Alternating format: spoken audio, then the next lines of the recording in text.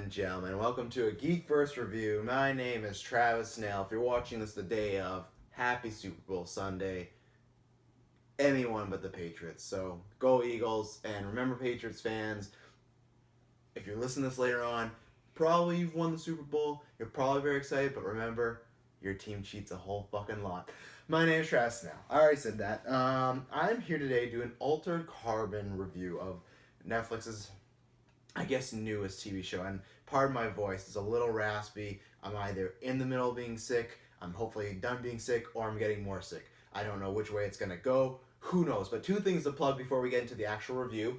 The review will be non-spoilers, and then we'll go into spoilers. I will let you know. I don't know what I was going to say there. Check out the Geek vs. Gauntlet.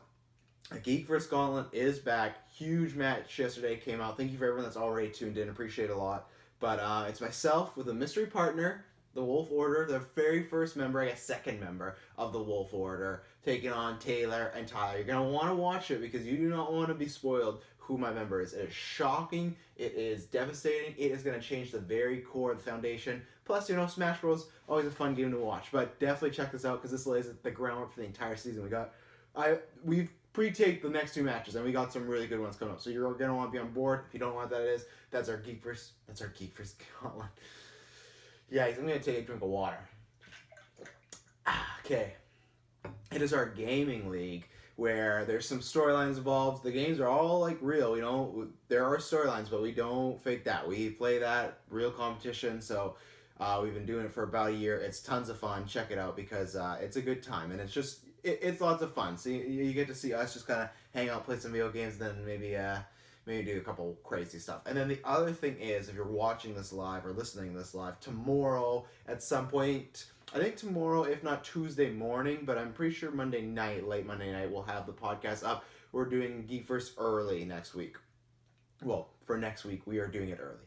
Monday is going to be the weekly episode. We're going to do the biggest Super Bowl trailers and talk about those. So check that out. There'll be a lot. Hopefully there's a solo trailer to talk about. Mission Impossible to talk about. Skyscraper, Dwayne Johnson's next big movie that just looks like San Andreas. But, we're going to talk about them all. And then a week after that, Black Panther. Oof, we got a good couple weeks. So make sure you tune in, subscribe, all that. Now, let's talk about a show you should tune into, Altered Carbon. And maybe I spoil it by a little introduction. Maybe I spoil it by the title. But I am very excited to talk about this show. This show was phenomenal. And this show, I did not have much expectations for other than I was interested in it. I saw the trailer. I thought, Blade Runner, or I thought, Netflix really wanted to make a Blade Runner TV show and couldn't get the rights to it. Once I found out it was a book, was a bit different, because it's based upon something, and even though I think that book came out after the Blade Runner short that's based upon, it did just kind of look like that at first, but that got me interested. I love the aspects of Blade Runner where it's that like sci-fi, noir, detective tale, the elements and the themes it tackles are great. This show is very much like that. It's very much, some people talk about Orville being like a Star Trek ripoff. I don't want to use the words ripoff, but I'd say it's inspired by or it's a tribute to, because this show is that. It is a detective noir that has a little more action than the Blade Runner, but if you think about how much action is in the Blade Runner movie, if you compare that to the series, until we get to the very end, there's not too much action in this. It's more near the end where there's lots of action going on, and it's great action we'll talk about later. But it is very much like that, and it's covering themes. It has its own story it wants to tell, but of course there's a mystery. So there is lots of parallels to it, excuse me, but it feels different, and I think it's the characters, and it is the themes that it tackles. It's very much like Blade Runner. It is tackling stuff that has to do with today. It's tough because I don't want to give too much away. So maybe I'm going to save more of the themes for the spoilers. But it does tackle things that very much like a Black Mirror kind of. I don't think it gets as deep as that because it does get into a lot more of just an action detective mystery sort of case. But it's layered with stuff that makes you think, and layered with stuff that makes you go, oh yeah, kind of like today, to put it in a bare minimum, of people talk about certain things. Look at people, they're trying to make fucking robots right now, right? And it's all this great, but some people are like, maybe that's not the greatest idea. You kind of get that. You get a lot of commentary about just life and living your life, and I know that sounds cheesy, but immortality being a big thing, and and it's a minor spoiler, but a question of what how great could it be if we all could just live forever? But then you look at the other side of the coin, which I can't talk about because spoilers, but they show you the bad side. Like, yeah, that would be great if you could live 1,000 years, but look at what also could happen. So there's themes that they tackle that are stuff that we've talked about for years or we're talking about now. Acting wise, everyone delivers really well, I think, for the most part. I feel very similar. This is a very similar series to Punisher to me. I do like this more, and I'll get into it in the spoilers, but the layout is very, very similar. But in the same way it's similar to Punisher is I can watch John Bernthal do his thing for hours. I can watch Joel Kinnaman do his thing for hours. I'm a huge Joel Kinnaman fan.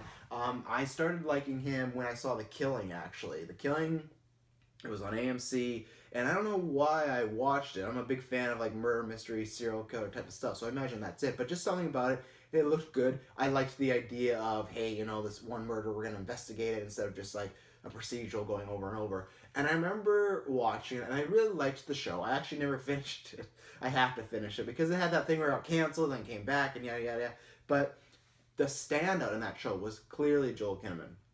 And he was phenomenal. He played like this like shady but very nice, kind of easygoing cop who was maybe had a sketchy past and was he was a former drug addict, if I recall, and he played it off so well. And the thing when he's good, because I had been hailing his praises all the way up into Suicide Squad, and then when the cast saw it, they're like, like especially Dylan, he's not a big fan of Rick Flag, and there's that, and the RoboCop reboot, which I don't think necessarily was his fault, that was kind of hamstringed by PG-13 and some stuff. But I think when he's delivered with that and then House of Cards is another time where you can see him completely flip in a different character. You look at something like The Killing, you look at House of Cards, two completely different characters. And the thing that he has for him, I was talking about this with somebody with Shape of Water last night. For me, he has a Michael Shannon effect where when he's good, he's great. But when he has the right role and he sinks into it, and that's what I mean. I got to see more of his stuff out there. And there's probably stuff I'm forgetting, but when he gets a role and he sinks into it, he feels like that person. There's not a time where he feels like he's acting. Even some of the best actors at times be like, oh, this is their big scene, they yell and make a big fuss and like, look how great of an actor I am. And that's fine. That's what you got to do sometimes. But he just comes off as a real three-dimensional person. And I got that from The Killing. I got that from House of Cards. And I got that from this. And the great thing is with this is he has to sometimes play different roles, and I would have liked to have seen that a bit more. I'll get into that spoilers, and I guess I'll finish off the non-spoilers by just giving you a quick plot overall, and then just my pros, and then I'll jump into spoilers and tell you if I recommend it, which, a spoiler, I highly recommend it. So you have a detective who they live in these worlds, and like I said, I'll give you the bare minimum. I guess he's not a detective, but he acts as a detective. He was a former soldier, which they've kind of been labeled as terrorists now. And he gets brought back into this world. There's this thing that instead of going to prison, you get frozen. Everyone has these things called stacks in the back of their head, and it connects to their brain and their body systems, everything like that, with their memories. You get that, I think it was at the age of 1. You get that. And everyone has that, so your body can die, but as long as your stack is intact, you can go put that into another body. They call them sleeves. This guy wakes up, he's been dead for 250 years, but really he's been put on ice because he was a terrorist in their eyes. He was a terrorist, a criminal, so he's put on ice. There's a rich businessman named Bancroft, who we'll get into, loves James. I don't know if I can say his name right, James Pavor. I don't know.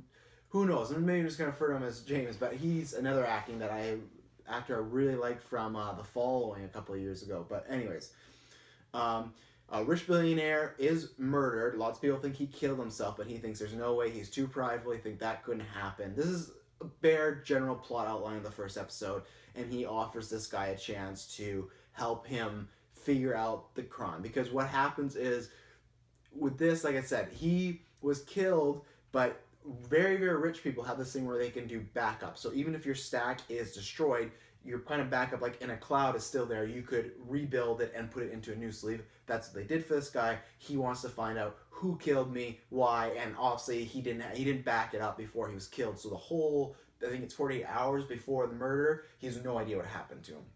And he's kind of a sleazy kind of guy. Not sleazy, but he's Kingpin-like. You get vibes like he's a billionaire, but he's kind of a piece of crap. He's maybe done some questionable things in the future. But he's offering Kovac, who's the main character, he's offering him a pardon for his years of criminality, 50 million, and there was a few other things of which like, and an upgraded sleeve, which is a new skin. You could go anywhere. So that's the bare minimum. And then as far as what I liked, it overall, it's a really good show. It does start, I think, a little slow because I remember the pilot. I really liked it, but for some pilots, there's some I always saw with the Dexter pilot. To me, Dexter pilot, I think might be my favorite pilot of all time. It's just it hits on all cylinders. It makes you cannot wait to see what's next. The pilot for this is really strong, but I think it still left me with this. This show could still not be the greatest. And the other thing is, as a con, I guess I can tell you in the non-spoilers, they do a lot of exposition and a lot of world building really quickly. I don't know if that helps or hurts it. I think there's a few things they could have spread out a bit more because it's 10 episodes, they're all an hour. I think they could have spread them out a bit better at the beginning because the first episode, God, I cannot speak. The sickness is, I'm gonna die on live cast. The first episode hits you with a lot of stuff. And a lot of stuff that I think does play into the series, but you could have waited a little bit. But it's just like, and there's this about the world, there's this about the world, there's this about this character, there's this about this character. And the problem is they tell you these things, but a lot of them are mysterious. So after the first episode, you feel like, okay, I'm intrigued, I want to know what's next. But there's so many things that they didn't answer. Like, I think they're called ambience. What Kovac is, the main character, that's what they refer to the army, these like kind of terrorists, they're ambience. They're very well-trained soldiers. There's rumors that they can kind of see things before they happen at times, which is true in the series. They don't really explain that. So they throw this out there, and then I don't want to get... I'll say that for spoilers. They throw a few things out there, and most of them are mysterious in the first episode, and they take a little while to answer them, which is good, but I think they could have maybe, instead of throwing like 4 to 5 mysteries, throw like 3 there, answer one along the way, replace it with another. I think the first episode is just a lot of exposition. It's good, but there's a lot of, okay, I'm trying to all figure out what's going on. So the pacing, I think that the first few episodes is a little off, a little slow, but by episode 4, I think is when it really kicks into gear. They start answering stuff, and then that's when they start answering questions, but then bringing other ones in. It's like this great mix of the show. It's like Blade Runner meets Inception at times because there's heist aspects, meets James Bond, to be honest. In the middle portion of the season, it's very James Bond-like. Like, you have him going to dinner parties, and you have him, like, classic, like, sleeping with women he shouldn't, and there's this, the sexual tension back and forth, and he's going to places and getting gadgets and all this. It's very minor, but I think the action, and even, like, some of the last battles in this show feel very, very James Bondish. And the last thing, everyone's playing Horizon Zero Dawn. There's a portion of this that feels just like that, and it's crazy good. The score is really good. The effects are really well done. There may be a few times there's like some CGI animals that looked a little like, okay, TV show budget, but really it looks phenomenal for a TV show. They spent a lot of money, I think, on this. It paid off. It looks beautiful. The world feels almost identical to Blade Runner, which I don't mind because I like that world. So let's have some fun and playing it. Like, I wish we lived in this weird neon dark place where it's always raining, but it looks exactly like Blade Runner 2049. Soundtrack is great. There's some great covers that I'm still trying to find because my Shazam would not pick it up. Acting's great. The twists, the mysteries, the turns, that's what's going to keep you going.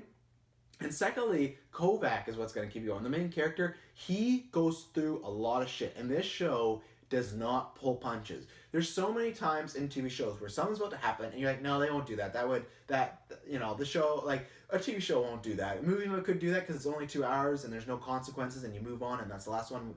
There's going to be another season, this and that.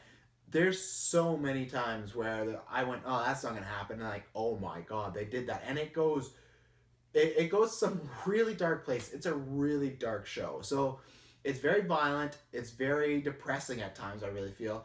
And it is kind of all over. Because at some point because these sleeves allow you to live different lives. At one point throughout probably the first 5 episodes, you're following a character in different ways of him in the present day, him in the past, and then even further in the past, and then him as a kid. So it's one of these shows that if you're not down to sit down and watch it, you're good. And that's where I think it's similar to Blade Runner Inception. You're gonna miss out some stuff. There's some shows where I can admit it, like I don't know what recently, but maybe something like here's an example I haven't caught up with, but like Walking Dead recently, the past few seasons I watched. Many times where I just pull up my phone and go, nothing that exciting's happening. That's why I don't review it, because if I'm on my show on my phone for a show, I usually don't review it unless it's for the quick second of like, okay, this was bad. I said I would review it. I'm on it, and I'll bring that into the review.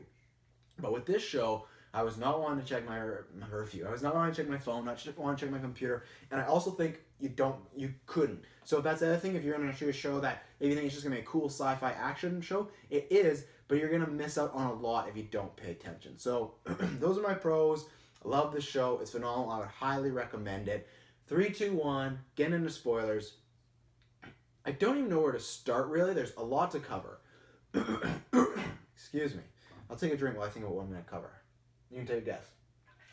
Okay, so let's start with Kovac, the mystery portion. I don't know how I feel about the story overall. Is great. I'm gonna get into that, and I'm just throwing out one thing. So, and once again, spoilers. This is the last time I'm gonna say that. Everything I talk about now will either talk about the beginning, middle, end, and I'm not gonna pull any punches.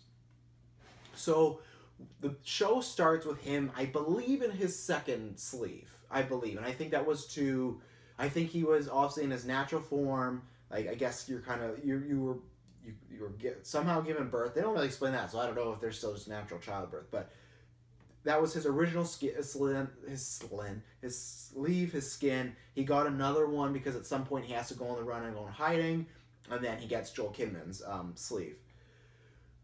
I think at the beginning of the show, when I was referring to the non-spoilers, I think for me the mysteries, it took a little too long, and that's why I think for me I wasn't exactly invested, because they're talking about the ambience, they're talking about Kovac's life, and they're showing these flashbacks and stuff I didn't understand.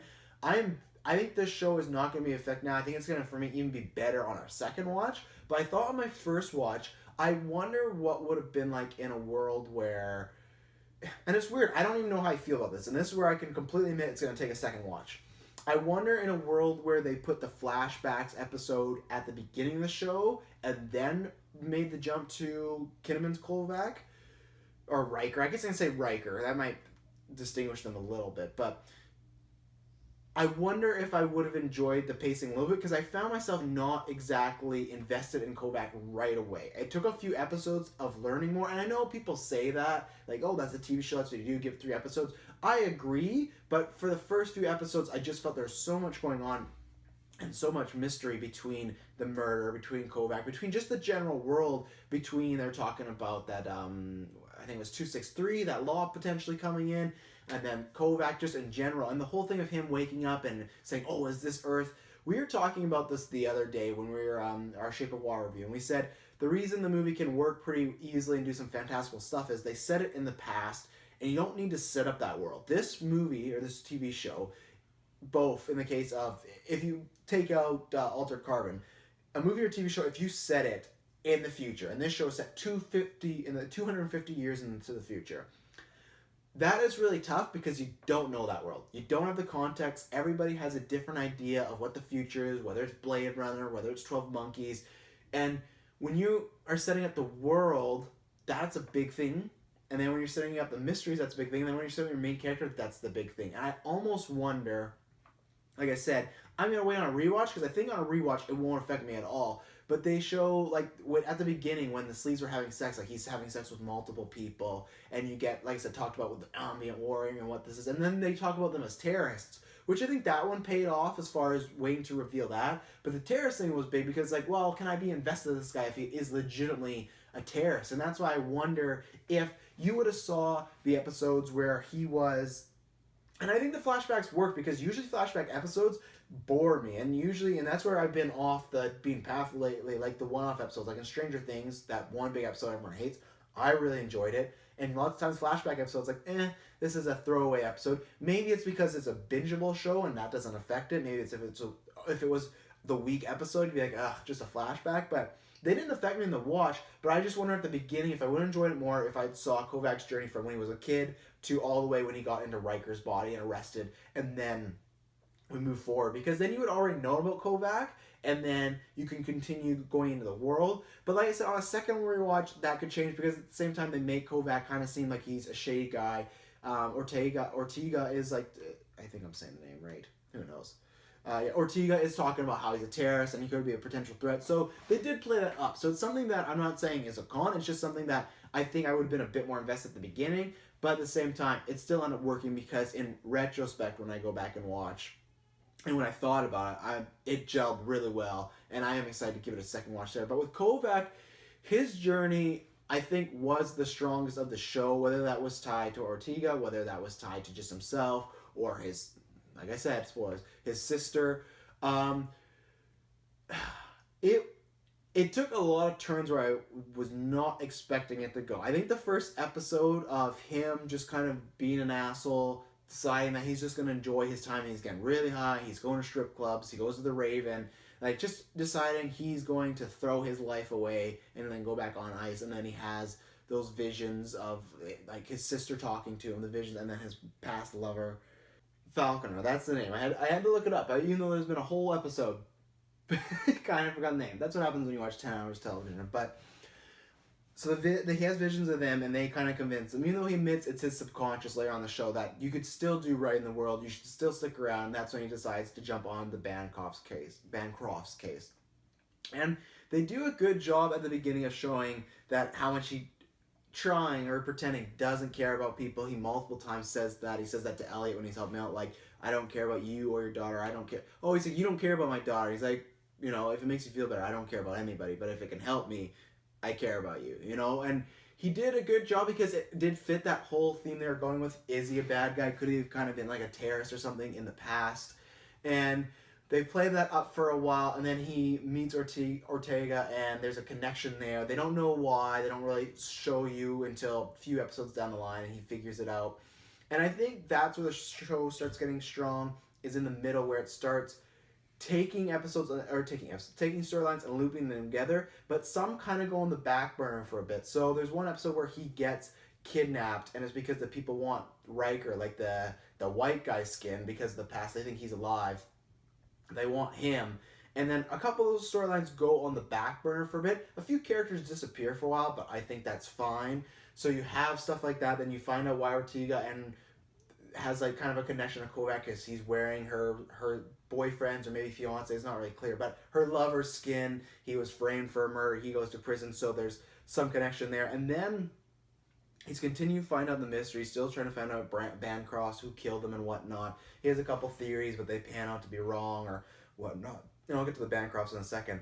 And when the sister comes in, I think that's when the show hits its peak, because that episode where she saves him and she's making him better, you don't get a sense of what's going on. The flashback episode is, to me, those last 4 episodes, they're all perfect in their own little way. And that's what I mean. That's why I was wondering if the flashback should have worked at the beginning, but the flashback really sets the stage for they're in this abusive home, him and his sister. They loved her mother, their mother. Kovac kills the dad. They get out of there, and there's this army. I think they're like Praetorian Guards or something like that. They decide to, I think that's their name. I could be getting it mixed with Star Wars. Maybe they both have it. I digress. But they take him in. They make him this weapon, and they say, hey, your sister's going to go to save family, blah, blah, blah. And you're going to be with us, but you can't be with her. You got to, change sleeves, which he does. He gets his own sleeve back, like, eventually, but so they split them apart. And then there's this great scene where it's years later when he's a man, and I can't remember, I gotta look up, what is that guy's name who plays the original version of him? Will Young Lee, who I've only seen in one thing, The Wolverine, but I really liked him in it, and he has a lot of good screen presence, and that's one thing at the beginning I wasn't sure was going to jive, because we saw his sleeve get killed, and then we see Joel Kinnaman's sleeve, and then we see the OG sleeve of Kovac, and that was a worry early on the show. Are these going to gel? Is this going to feel like the same character? And it does. It really does as it gets further. I think in the beginning you don't, because you don't get to see much character development right away with Kovac. It's just he's kind of a broken soul. But these episodes really help of making you feel that these are the same people. The other thing that's smart is when he has these visions of Falconer or his sister, you get to see his sister and his lover with the OG skin, and then with Joel Kinnaman, and that is fantastic. But the flashback episode is, I liked Kovac the whole time, but the flashback and then the next 4 is when I got super invested in Kovac, and whether there is more seasons or whatnot, I want to follow his character and see his journey. So he is sent on a mission with the Praetorian Guards Again, I think that's her name. If not, you can roast me in the comments. But because I've not read the books, I'm a complete newbie. So they're going on this mission to take out the Yakuza, or their version of the Yakuza. He sees this young lady. She has the necklace, and it's his sister, who's still in her I think believe her original Japanese skin or sleeve, I would imagine. And there's just this great like video game scene. That's one thing I have to say. This gave me like vibes of Fallout and BioShock at times. Like this is why I want video games to be a TV show, but that's another podcast. But this is such a video game moment where they just realize it's one another. He says like, "Oh, that was my mother's." They turn around. There's these cool shots of them shooting all these guys. It's fantastic. And then they get back together. They meet Falconer's group in the woods, and they train them. And the sister is just sticking with him because she trusts her brother. She loves her brother. She wants to be with her brother. And the episode goes on. I'm not going to get into the full breakdown of the episode. We know what happens there. And then when it gets to the end where all of them have killed each other because that the Rawling virus or whatnot, and when you see he tells, Falconer and his sister to escape, who his sister saw them sleeping together, she didn't look too happy about it, and then you look at the sky, and then it blows up. And this is where the show for me was taking a bunch of turns, because when that ship blew up with both of them, I had this sinking feeling, and you might have too. It's just like, oh my goodness, like that's not his sister. Like in the present day, the person that saved him is not his sister, just using that skin. And then as he gets up and he's like going around, and the show has so many good reveals, and they do a good job of building tension. When he's just looking and he is he moves like the exhaust or the fog or whatever he wipes down the glass and he sees all of these different sleeves in his sister's apartment and whatnot. And then again, I thought, oh, someone's just posing as his sister, and that's where it took me for a complete loop. That nope, it's full on his sister. His sister is, yeah, she's kind of batshit crazy, and he's completely fallen for it. His sister's been posing as all these people, and his sister did do that. She killed his lover. She killed these people. She's trying to kill Ortega. Like, it was a natural twist where there's a certain show where I don't want to spoil it for people, but there's a show recently that came out, and we did review it, so you can kind of guess what it is, where there's one villain, and then there's a switch, but it's very quick, and it worked for the show, but it felt so sudden, it felt a little out of place. This, for some reason, didn't. I think it's because it was the laying of the groundwork of, oh, she's been posing this little girl. Oh, she's been posing as Hemingway. Like, all these people. And when you get down to it, and then the big reveal is that she's been behind it. And, of course, there's the classic Loki-Thor sort of thing where it's that brother versus sister, sibling versus sibling. So you automatically have a reason for your main character to question everything he's doing, because everything he knew was a lie, and then if he's going forward against his sister, that's his sister, that's his flesh and blood, in a way, at least by soul, that you don't want to kill, and that right there puts in a great conflict. And then what happens in the next few episodes? There's so many great set pieces, whether it's Ortega finding the warehouse with all of Ray's clones, and she's just popping out of the glass, tons of nudity entirely in this show. I will say, I don't know why Joel Kinnaman was not full frontal at some point, because I think there's a lot of girl actresses that were full frontal, and there's some guys too, but you know what? There's so much nudity, maybe he should have done a little, but he... That set piece was fantastic, and I didn't give it enough praise for William Lee. I could have watched an entire season of their like Horizon Dawn, like Uprising sort of thing, and I think that was good to set the stage too of, okay, in their eyes, because the victor tells history, like they get to rewrite history, they are terrorists, right? They are trying to stop us from living, but that theme of the rich and the evil and the powerful, they're just going to get richer and more powerful and more evil, and they're going to put down and compress and put every single, whether it's someone trying to do an uprising, whether it's the people that are living in the streets homeless, that are sick, that need help, they're never going to get the shift in the universe, the balance in the universe is always going to be one way, because those evil people, those people that are doing no good, are always going to hold down the people that are not wealthy like them, that are good people, that are trying to live life by code, and they, no matter what, because they're powerful, always get to decide how it happens. They get to decide, like Bancroft in that episode, hey, I'm going to have people fight each other, specifically a man and his wife. They want to, but specifically a man and their wife to just upgrade their sleeve. And that's where, from their point of view, the kind of the rebels and whatnot, they wanted to rise against that because they saw if we just have everyone living for years, one, that defeats the purpose of life. We were not built towards that. And two, people are just going to get sicker and evil. And that's how it goes. And that's would be a question of life, but people think it'd be a great idea in our world. And I'm sure, people will be like, yeah, we can live forever. But that could happen. It just gives people, sometimes gives the wrong people immortality. And I think that was a great thing to play up. They played that up many times throughout the show. And they question, like, what is immortality? What is life?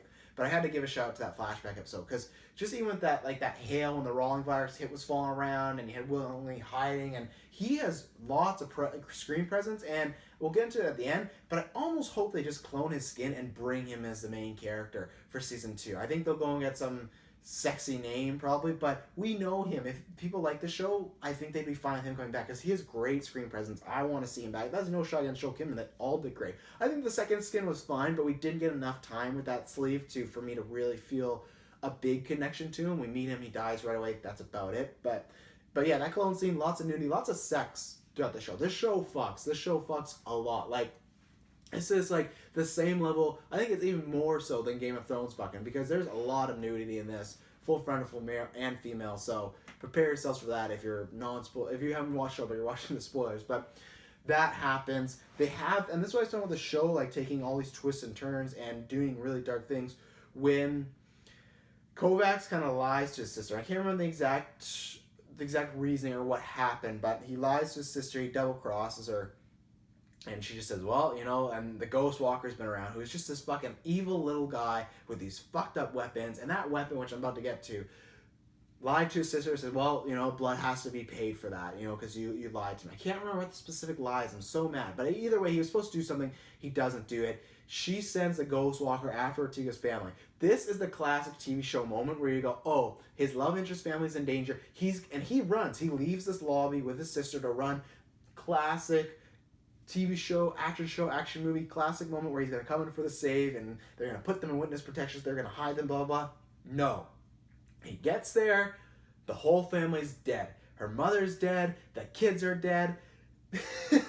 And I was talking about somebody that was watching this with me, and they're like, oh, they won't kill a kid. And then I'm like, I think this show would. And then, yeah, like literally 5 minutes later, they killed these kids. And it was like, and we didn't see it was off screen, but it was with these brutal weapons. That weapon that he uses, the Ghost Walker uses there and in the elevator scene, this weapon that so you pierce a person and it would go through their shoulder or their skin, and then it sprinks out, and then you pull it. So it's almost like the way like an arrowhead, right? If arrow goes through your body, you can't pull it through because of those edges. But this he pulls it through, and he just constantly, that elevator scene where he's just ripping skin off Ortega is fucking brutal. That's where I gotta give a shout out to the world building, whether it's those weapons, whether it's stuff like, little stuff, like when they're cleaning the elevator, they have these electronic vacuums that just are like windshield wipers, but they just suck up the blood. When they heal wounds, they have these lasers. And that's where it's yes, it is Blade Runner, but they take their own spin. There's different sci-fi elements. Same thing with the sleeves. The sleeves are great because there's multiple times in the show where and I think they didn't play it off enough. I think maybe in the future seasons they will. Like somebody with Bancroft's wife, what is her name? It's right here because she's right in the top billing. Give me a second. Miriam. She multiple times is her clone or her sleeve is used by other people. They're kind of in a fun way, like her daughter uses her sleeve just to sleep and fuck around with some guys, which is, this show is super fucked up in those type of ways. Maybe it's great, but Miriam at one point offers Kovacs to do that whole orgy, which is 10,000, not 10,000, but 10 versions of herself, which is cool, but at the same time it's well, you're sitting with a bunch of fucking clones. This show is very fucked up, but I dig it. But so I think they use the whole anyone could be a different sleeve a few times, but I think in the future I want to see that used a bit more for getting more seasons, for maybe something dramatic, something imposing. But then again, we did get that with the sister reveal. It's just the sister reveal, she was Hemingway, she was that girl at the party with the snake, and then she was a little girl. Not too big reveals, right? We kind of meet those characters in and out. But back to Kovacs and the sister, and then I'll kind of lump them together.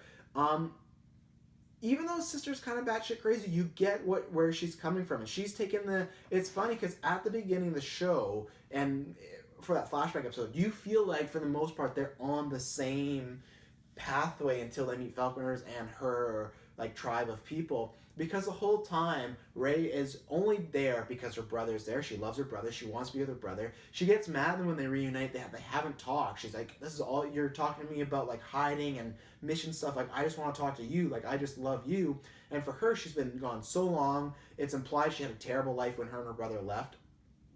And then he is constantly putting himself in situations where he could get killed. He's falling for this woman. All this stuff is kind of taking precedent over his sister, who he loves, but and in his mind he doesn't see that coming. And they play it very subtly in those flashback episodes of, you could just get the vibe like, oh, it's just his sister looking out for him, right? But really it is more of a selfish thing because she's been away for so long. And then it's a big spoiler jumping forward, sets up the whole Bancroft murder. She puts that into motion just because she needed someone so powerful with the money, with the wealth, with the knowledge, with, like I said, with the power just in the government to be able to get someone like Kovac out of being frozen, because he's a terrible criminal in their minds, right? And he's a dangerous weapon. So she pulls that off, and now again, after 250 years, I keep saying that, 250 years, he's kind of falling for a woman. He has these people he cares about. There's other things he cares about, and he has a different idea about what the world should be. And she's kind of mad that it's been 250 years. They see each other. He should be thrilled and just only want to be with her and care about her.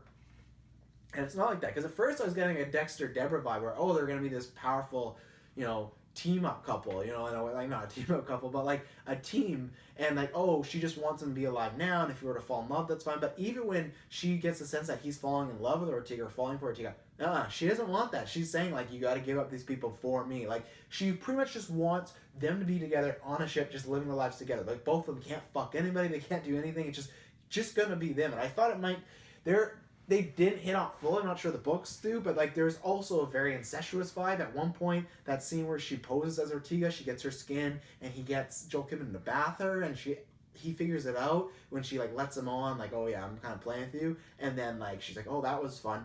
I don't know in the books if that is more, but the show very much put that like vibe of like, yeah, they're not gonna be fucking anybody because she wants to fuck her brother. I don't know if that's what the book is, you let me know, but that the show played it off a little bit. It didn't go fully there, but very Scarface-ish of like, yeah, you can read between the subtext maybe.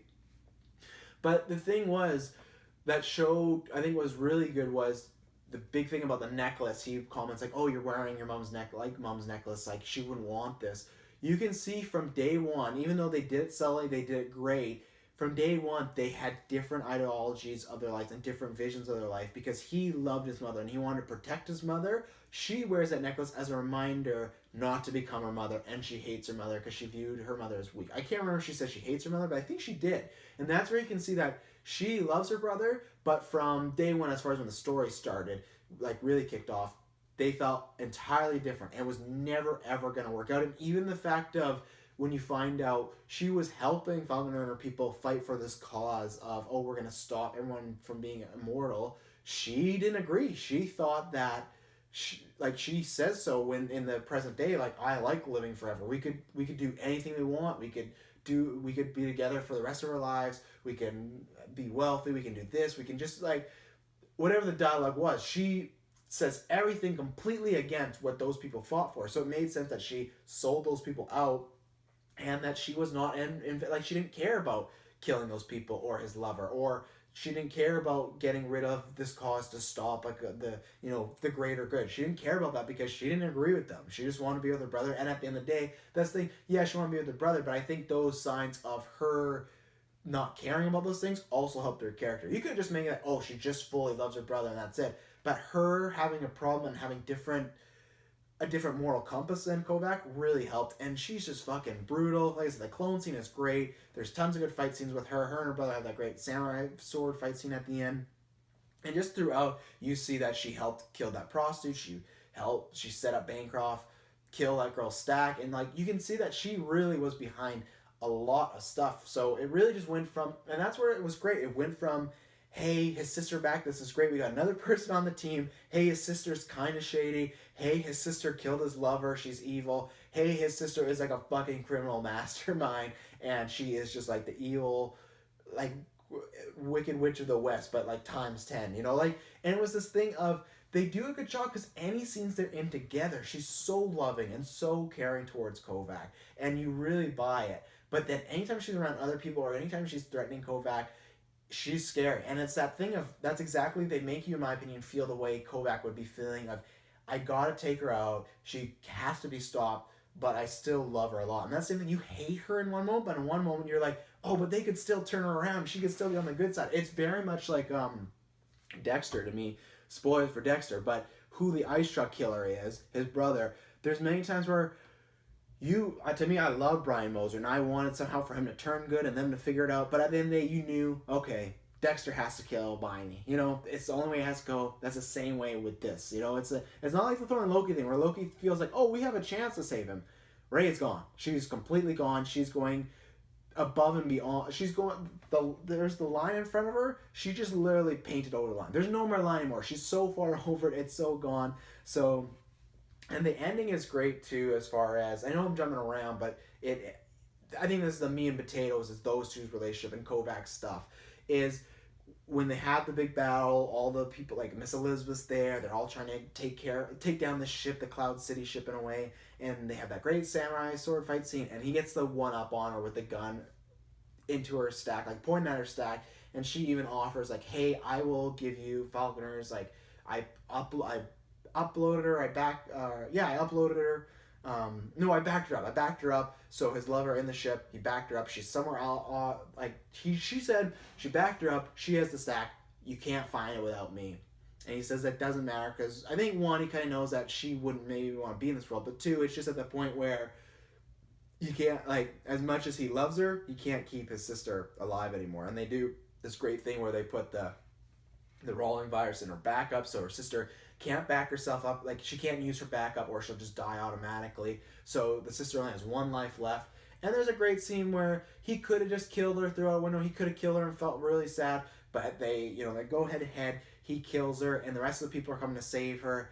And him choosing to stay, even though I have some questions about after, but him choosing to stay, and Joel Kinnaman is doing phenomenal acting. Like when he tells Ortega to get out and he's just crying, he's talking about how much he loves his sister. And I love that he asks like Falconer's like the vision he has of her, like tell him a happy story that doesn't end in like sadness or death. The story does end in sadness and death, but just with the ship going down, it was really emotional, and it felt like a perfect ending. And it felt the way, like I was gonna say this for my overall, and maybe I'll repeat it, but the whole build up with Kovac and his sister and that story. And Kovac has a great story, and there's other stuff I'm going to talk about too pertaining to the other stuff. But his story is just trying to find himself again because he's been frozen for 250 years.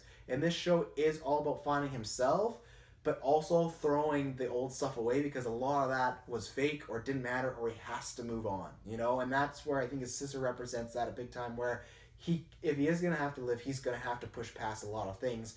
But he still wanted to give the respect and love to his past. And that was staying with his sister and the ship's crashing and he knows he's going to die. It's fantastic. And the build up from how we meet Kovac to he's just a cold son of a bitch to, hey, he is on the case to, hey, he has some, like, he's progressing. He feels for Ortega. He feels for Elliot. He feels for Poe. We get the flashback episodes are placed on great spots because then you get to see in the past when he was just not a normal human being, but a more caring human being. And you get to see that kind of mesh with the present and past. Kovac start to mesh into this like great blender of, okay, he's still that silent badass whose his life has been ruined, and he's always like almost like Logan, always looking for someone to hurt. But then he's like, the classic has a big heart, and he's just trying to do right by people, even if he won't admit it. You get to see a good, and that's what I mean. You saw mean Kovac, which is Joel Kinnaman. You saw the first Kovac, which was, he was mean, but he was pretending to be the monster, right? He really wasn't the monster. I do think in the end of the season, you get like a mesh of them, and that's why you feel like this is the same guy, because he's been through so much. But with that journey, I'm very interested to see with season 2 and 3 what they do. The reason I'm saying 2 and 3 is, one, I hope it's successful to get another season, but there's 2 books, which I looked into. I'm not going to read them because, one, I don't really read books, and 2, I don't want to be spoiled.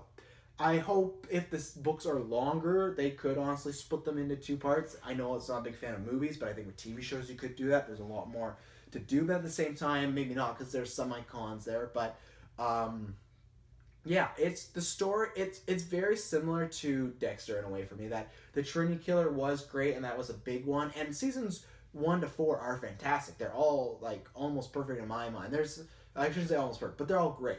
But nothing ever topped for me season 1 because it was so personal to that character, and he had so much demons he had to overcome. It's the same way I feel about this. Yes, he's going to be on the hunt to find his love, but there's so much that was covered in this season. It's gonna be tough. I think the next season will always be good, but I'm gonna always go in with my expectations a little lower because this season was to me pretty much pitch perfect. And I guess I'm gonna start talking about stuff I didn't like, but Ortega I liked, but that's why I compared to Punisher. She was much like the cop hunting Punisher. I can't remember her name in that show. Where it's one episode I would really like her, then one episode it was fine. I never thought she was a terrible character. It's just sometimes I thought, oh, we didn't need her, and it was right when we found out she had the ties to Riker's when she got better, when she felt like she had a personal story. Because for me, I didn't need the trope again. That's why for me with Punisher, I didn't love that. Is I get in shows they always need for most times when there's a serial like psychopath serial killer on the loose that they need someone hunting him. But that's why to make a Dexter comparison, Dokes. Dokes is perfect. Who was a supporting character who always had a suspicion of Dexter, and it was always in the background, but it didn't take the forefront until season 2. But with a lot of these shows where the main character's kind of a criminal, we got hunted down. There's always one cop we have to follow. And we got to find out their lives, and when that works out great, it's great. Like in movies, like Jim Gordon, it can. But I found recently, past like 5 years, that trope's kind of boring. I find that way in Punisher, and when this started that way again, I was like, I don't know. And I don't know if I don't. Sometimes it's an acting thing, and sometimes it's a writing thing. Sometimes the character was very subtle and very had this very strong demeanor and was a badass. And then other times she was very, and she was caring when you got to see her with the family. Those were great. But then other times she was very over the top. She was yelling, and maybe that's where she's probably the way the character is in the book. But she's yelling at people, she's swearing at them, she's cussing them out in Spanish and everything, which is fine. But it felt in a very it wasn't fitting what the tone was of the show. It's a very I felt at the moment dark realistic show, realistic for like what the world they're in, like kind of like Nolan's Batman, right? Where it's like, yeah, we're not gonna have this fear gas going around, but they're making it as realistic as possible. They're making this sci-fi world realistic as possible. But sometimes she felt like she was in like the more action packed lethal weapon sort of deal, not the Blade Runner type of thing. And I thought there was times where she didn't really mesh with the rest of the world. Granted, that kind of fits her character because she didn't want to sleep, this and that. So it was fine. I don't know if it was writing or acting, but sometimes just a little over the top. But I think once they introduced the Riker plot point of her being connected to him because Kovac is wearing Riker's sleeve, that made me 100% buy in and go, okay, I can get where this character's coming from. Especially in episode 1 when they're in that bar together and they're talking, kind of sensually, and he's talking about like, oh, we could be together and blah blah blah, and you can see her kind of consider sleeping with him. And at that moment, I didn't understand because we just had a scene like 10 minutes before saying how he's a terrible person, he's a terrorist, can't do that, and then it's like, oh, she's just gonna go sleep with him. It's like that didn't really make much sense with it being Riker. so many fun sci-fi names, but with it being Riker, that made more sense. I don't know how I still feel. So Riker gets framed because he was having some problems. He was kind of coming off crazy, and even Ray says like, "Oh, he was really easy to frame." That's fine. I don't know how I feel, and I applaud the show for doing this because it's kind of like a Game of Thrones thing, right? Where even good characters make some questionable choices. But as for me, investing in the character. So Riker gets framed, and there's a great scene where she said he's getting arrested. He kind of knows he's getting framed. He has the gun to all of them, and she says, if you're innocent, we'll get you out of this. And then he flips out and says, like, if. That was perfect writing. Because, yeah, if your lover says, yeah, if you're innocent, you should know me. Like, he says that. Like, you should know that I didn't do this. Then it gets taken away. And I could 100% missed it. So if I did, then, call me out again. But I didn't remember them saying what happened to his stack. I just remember them saying that he got, taken away. I don't even remember them saying he was put on ice. So I could have missed it, but... So even then, that takes out it'll still help my case of even if they said it, it's fine because I don't know. It's weird because so then her and Kovac end up sleeping together, and she kind of does in a way like, oh, just stop talking, almost in a way that she's sleeping with him to just to use Riker's skin, right? She wants to be with that man she loves. I can buy that. I think where for me the gray area was, I felt like near the later half of the season they started to fall in love with each other, which to me would have been fine if for some reason Riker's stack got blown and he was never coming back. Then it's like, okay, it is still kind of weird. She's loving this new guy in her old guy's skin, but whatever. Love is strange. But the fact that Riker was in prison, she knew he was framed, and like the scene where Kovac is pretty much just telling her when he has to get rid of her, and he's just like, you mean nothing. Like this skin, I'm gonna ditch it, and blah blah blah. Like you were just a lay. Like I'm paraphrasing, but she seems emotionally hurt by that and not like just pissed off. And that's where I think that's a weaker point for me, where it's like, okay, fine, you can make her a good character that's doing some questionable things, but the problem is there's no consequences of it because her and Kovac have that great scene together. They help unpack everything, and Riker's coming back from prison. We don't get to see Riker and her as of now. Maybe in season 2 they can bring back for a scene, but I doubt it. I don't know. I'd love to see him back, but Riker's coming back home, and her and Kovac have that send off, and he's gonna go live his life and find his lover too, and she got her lover, but we didn't get to see those consequences to me because we don't like. Is she gonna tell Riker that she was fucking his sleeve while he was in prison? And to me, it was more than fucking. She felt like she was falling for him, and maybe it was just because it was his sleeve. But at a point where it felt like she was falling for him, and at the point where it felt like, okay, like I said, I missed it, so I'm like, oh, I'm just assuming Riker's stack is gone. And then at the end, we're like, oh yeah, Riker is coming back. And I'm like, oof. And that's where I was like, ooh, I want to see that. And we don't get to see her and Riker, like Joel Kinnaman's Riker, back together. And that's where Kinnaman, too, I got to give him credit because he plays a few roles. One, he pretends to be like a woman at some point, which is good. He plays like Kovac, just like his journey, which was really good. And then when he played Riker, that was very killing, like kind of shady, like twitchy cop. Again, shows off his skill. This guy needs to be a lead man. I think this guy in the right role can win an Academy Award one day. He's just phenomenal. He needs to get a Suicide Squad 2. He needs to be in a big action franchise. I know RoboCop, it didn't happen, but he needs to go over to Marvel, and they need to, he needs to be Cyclops or something. Like, he is such a goddamn talent because he does so many good roles in this. But so Ortega overall, I end up liking, but I think there was a few times where a little over the top, and with their storyline, I could have used a bit more. Bancroft again too, just perfect sleazy family. I love James Portavoy. I don't think that's how you say his name. James Purevoy. It's spelled Purevo or Foy. So Purevoy. I'm gonna say that for now. I'm a big fan of him. He's so good at just playing this very smart, calculating, but dark individual, and he's so good at being very charismatic in one moment to the next moment, like, I hate this guy. Like, this guy's the sleaziest motherfucker around. And you see that when he's talking to people at parties and whatnot. Like, that party scene where he's talking to people and just thanking them for coming, he comes off like a Bruce Wayne type.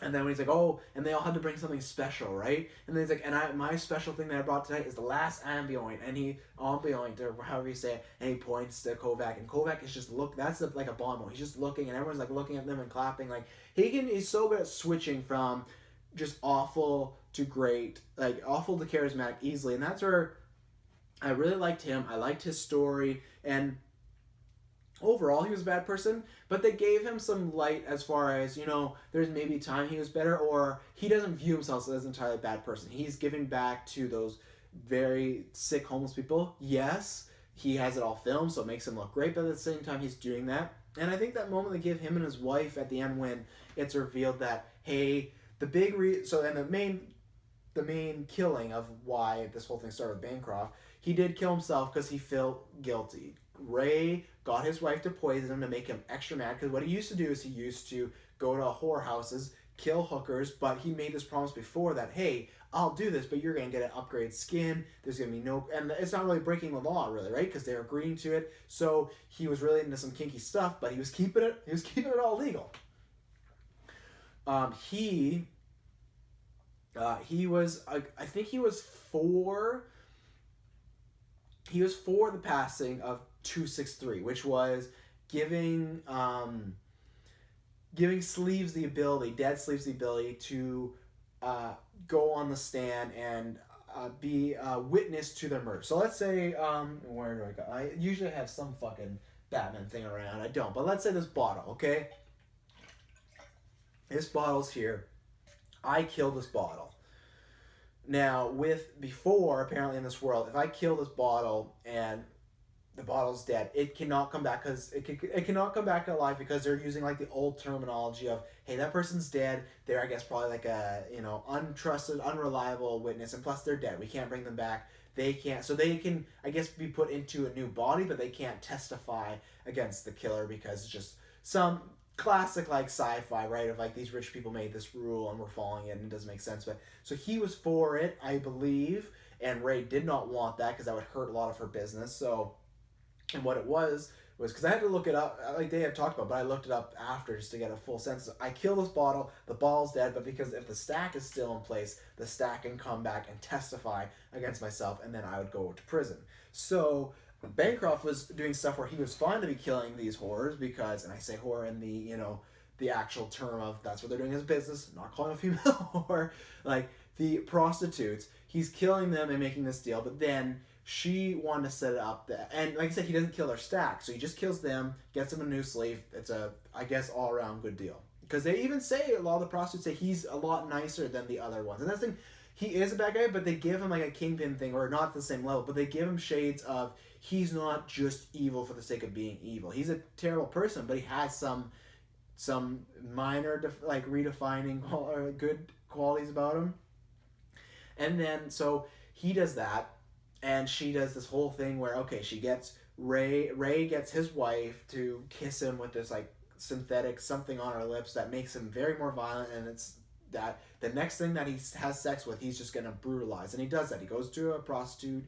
See, I want to say whorehouse, but I'm trying to say whorehouse. But he goes to that Cloud City place. He kills this girl's stack, and Ray uses that to frame him, and to help him out and everything like that, to not pass that order because he's very powerful. He kills himself because he's always never really killed anybody, right? He's just killed their sleeve. He's never killed anybody. He's killed them. He feels guilty about it. He shoots himself. And then, so all this is revealed. And the reason I'm getting to this is because the moment where, so all this comes out. The police come up. He's going to prison, and they're going away. And then they bring out Miss Elizabeth, and then like, oh, and we're not done yet. And they tell the story of the wife, how she helped set the husband up and everything like that. Because at first she's like, I'm gonna support you. I'll stand by you no matter what. Blah blah blah. And then he finds out that she helped set him up. And there's a great moment where he looks mad, he looks fierce, and he looks like he's gonna swear at her, and you almost want that, right? You're like, yeah, tell her, like, that's your wife, even though you're bad for her, like, he she screwed you over, she set you up, she was the cause of the death of an innocent girl, like, yeah, she deserves to be yelled at. But he just, like, walks over, he grabs her, and he just looks at her and says, you and I have completely ruined one another. And she, like, feels almost sorry about it, too, and it just felt perfect in that moment. That's why this actor too, like he delivers those lines, James Purevoy, always, he had the same thing in The Fallen where he played a serial killer, but he had these moments where you felt for him, where he delivered lines that, yeah, you shouldn't buy into this because he's a terrible person, but you felt like, okay, he is not just a monster. And that line was perfect. It was, I don't know if that's a TV show thing, and it happened in the book, but the Bancrofts in general, just your classic sleazy family. The wife played a good, like, female fatale of like classic noir, right? Of like the hot, mysterious, that's always after the detective, like it's very sexual. They have the very crazy sex scene in the middle that they get filmed, that's a whole thing. And that whole night where, yeah, it's to bring something special night that I mentioned earlier, the fight with their husband, everything, that was great world building stuff. And that was stuff where it's like, I want to see a spin-off show of just like the gambling in this world. There was like that fighting pit of like they had these evolved monsters. Like I think they probably like had people that were putting horns in themselves and stuff like that. That I want to get into more. And plus, like I guess I'm talking about the other seasons and whatnot, but like other planets and stuff I want to get into more. But the Bancrofts were great. The rest of the stuff I don't have too much to say because I don't want to just give a full blow by blow of the show. Go watch it yourself if you're still watching this. But if you have, I think I point out everything positive. I really liked Poe. I loved the whole kind of Edgar Allan Poe theme they had going on. I think that was a nice touch, and that just, it's good when you do that with AI because it's just, yeah, you can do anything you want, right? Elliot and his whole family, the same thing. I ended up liking more at the end because the beginning with Poe training Miss Elizabeth, it felt and I was wrong because I was like, oh, this is just we need to fill 52 minutes, so we're going to give this family a side plot. And that's where it felt very video gaming, where at the end of the day, it made a difference. He needed a dipper, so he found Elliot's wife, who was in a man's sleeve, and that was fun to see him interact with his wife in a man's sleeve, and that was just really cool. And they're hugging, and they're starting to kiss, and you can see that, you know, he just loves his wife so much he can look past his sleeve, even though she eventually gets her own sleeve back at the end, which is great. But that started to evolve better. Where at the beginning, I felt this was just to fill time. It was just these characters. Hey, we have 15 minutes left. Let's put the subplot of him getting his daughter back, and then they'll move on. It'll just be like, thanks, Kovac, you really helped us out. No, they ended up helping him in the main story, and Miss Elizabeth ended up playing a huge role in the story. I don't know if she's coming back for season 2 because the way it ends. I hope so. I watch Riverdale. She and me and a few other people would say that she's not the greatest actress in that show, and I'd say about a few other people, she was great in this show. So I think that just shows that it's not an acting thing sometimes. When you can put an actor in one scenario and then put them in another, she's great in the show. Riverdale, I'm like, she's fine. I think that's a Riverdale thing. But I don't know if that's gonna play off. But at the beginning, I did feel that it was just spinning wheels, and I felt, hey, this is not gonna have any bearing on the overall story. It's not going to be a big plot point, and it was. So it turned me around, and that's where most of my problems. That's why I really enjoyed this show, and I guess I get my final thoughts. And I like the Elliots. I like them all, and the cops. You know that Ortega was dealing with. They're all good actors. They're the classic dealing with some shady cops. Cops paid off, like classic, like very comic booky stuff too, which I'm down for. But that's the reason why I like the show so much, for already the reasons I pointed out to you earlier. But the stuff that I can't remember. I think that's what I mean. I think Punisher was the same, and there was one other show recently that all the stuff that I was at the beginning thinking could be a con or wasn't liking, eventually I ended up liking to really liking it to loving it. Like I said, the stuff with Elliot's family, I was like, the stuff with Ortega, but eventually as it went along, I fell for it, and it made me enjoy it like thoroughly. And that's what a good movie TV show is supposed to do. If you feel, because it's better to do it the better other way. You don't want to feel in love with something and then it get worse and worse as it goes along. I liked what was happening. I became more invested, and anything I was not getting invested in, they gave me a reason to. Whether it was the good writing, the good acting, the good storytelling, the twists and turns, I was invested in all their stories by the end of it. And that's the best thing you can ask for in a TV show. And that's why, to me, something like a Breaking Bad, a Game of Thrones, you care about all those characters and what's going on. Maybe you don't care about Marie. You know, maybe in Game of Thrones there's one you don't care about. But for the most part, the 9 out of 10, the 90, 85%, you care about every scene that's happening. And that's what did eventually happen. I think that's why I say episode 4 is when it really turned around for me. That episode was great with the VR torture, and that was another flashback episode that didn't bug me. You're seeing him getting trained, and most of the time it does, but you're seeing him trained and learning the ins and outs of, okay, how can he get out of VR torture? And yeah, they leave it, it's more of a willpower thing, but still the steps to it of like, okay, make him believe that, you know, you're his bitch in a way, you know. Episode 4, I think, is when it really kicks off. 3, and that's why I think 1 to 3 are good episodes. They set up the world really good, but I think 1 to 3 are going to be much better when I rewatch them. I think the show was fantastic. I already listed things off, but score, the writing, the story, just and good fleshed out characters too. Like something like Poe is super refreshing in this world where everyone's kind of a little downtrodden, a little depressed, a little, you know, up in your face and dark. He had dark moments, but I like that idea of the VR, a hotel, and that I loved it automatically when it's like, oh yeah, he's gonna be his little sidekick throughout the season. They just kept doing stuff that I really enjoyed. The twists and turns are phenomenal in the show. The mystery kept going, and sometimes the mystery in these shows, not in these shows, just any show, can eventually. That was the problem with the killing. Eventually, that the first season, like, oh, this mystery's great, but eventually, like, we're still going. They did, like I said, eventually, I think the beginning was a little stumbling at times with the pacing of it, but eventually the mystery started to get solved at the right rate, or new ones got revealed at the right time, you know, or new ones got introduced at the right time. It never felt like I was waiting too long. And I was like, oh, and even the Bancroft thing, because it takes the back seat for a little while, I think they chose a right moment, because they kind of like, remember that like fake close the case, but then it gets picked up again. Because I thought, oh, maybe they're going to leave it ambiguous. But then the way they did it all tied together. Fantastic show. Joel Kinnaman is fantastic. I'm very sad that the show ends with him going back to the Raven Kovac, and we just see hands, we just see feet, and he gets Falconer's book, and obviously he's going to go on the search for his love, which I think is a good hook for season 2. I hope we go to other planets, we see different worlds, different laws, things like that. And I think that makes sense, right? If like, well, where would you take the show next? Because if you just end up with Ortega and he was Riker's skin, it's like, okay, he's just going to be a cop, which 100% I would watch, just like the Detective Files of Kovac. But him again being on this big journey to try and find her. We don't even know for a fact that she is around. We don't know. She could have a stack out there that was damaged. She could never have a stack at all and Ray lied. She could have a stack out there. Maybe she's completely turned. She's evil too. I don't know. But I think it's a good hook for season 2. Like I said, I am disappointed that Kinnaman won't be coming back. They're going to be doing a Doctor Who thing, I imagine. I think they've kind of said that in the stuff I've looked into it, that it will be a new actor. I don't know how it can't be a Japanese actor, because I would feel that now that Kovac has all this money, because he's still got the money from Bancroft, I think. I don't think he had to give it up.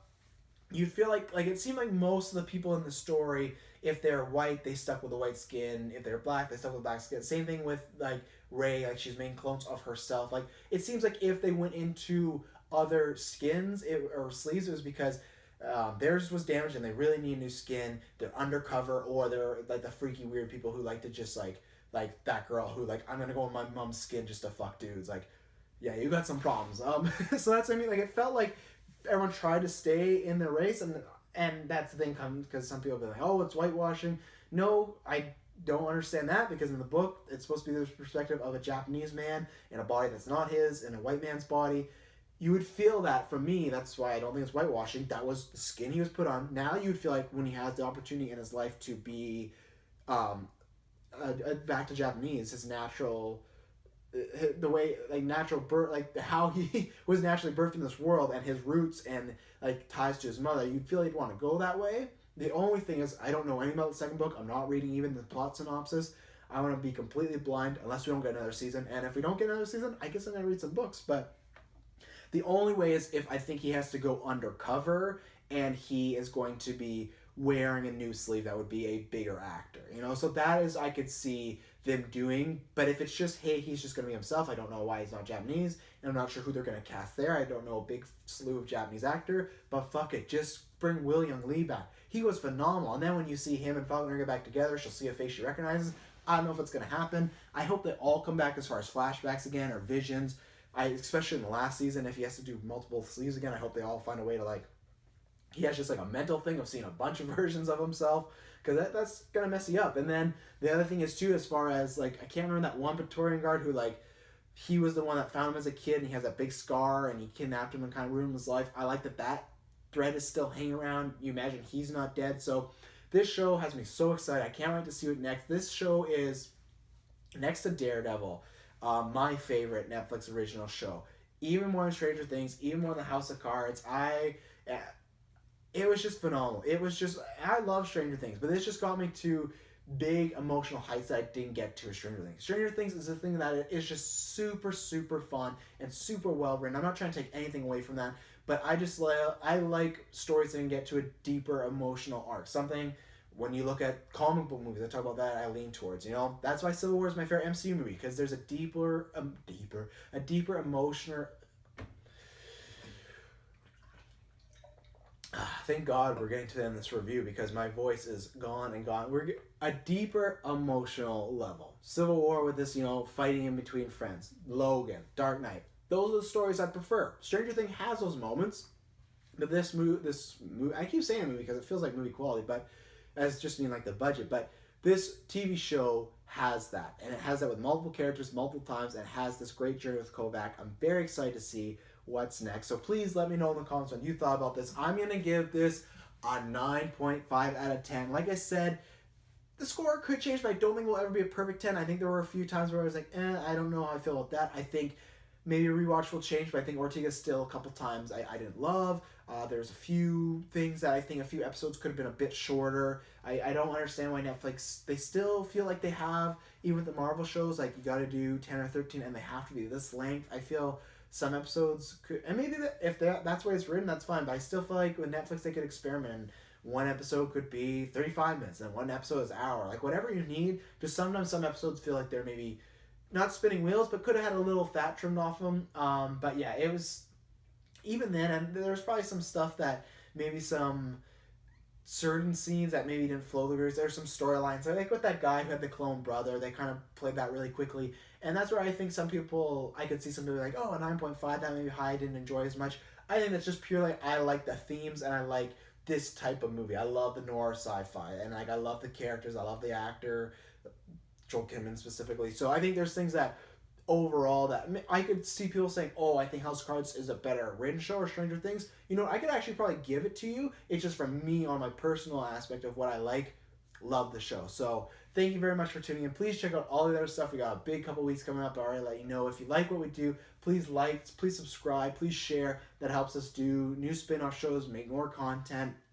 If you really like what we do, head over to Patreon. If you give $1, you get tons of content. $5 gets you everything, but even $1 is worth it. You see, you got some spare change kicking around. It's in your shoe. Why is it in your shoe? I don't know. Give it to us. Give us that $1, and you get good. We got entire season Spider-Man retrospective up there with those some of those episodes. You got Marvel retrospective. Avengers is going up sometime in the next week. You get episodes quite early, and it's a good bang for your buck, as they would say. So thank you very much for tuning into this review. I hope you enjoyed it. I hope you enjoyed the show. Please let me know what you thought about it. Thank you very much, and whenever I see from you next, which will be tomorrow, it will not be boring.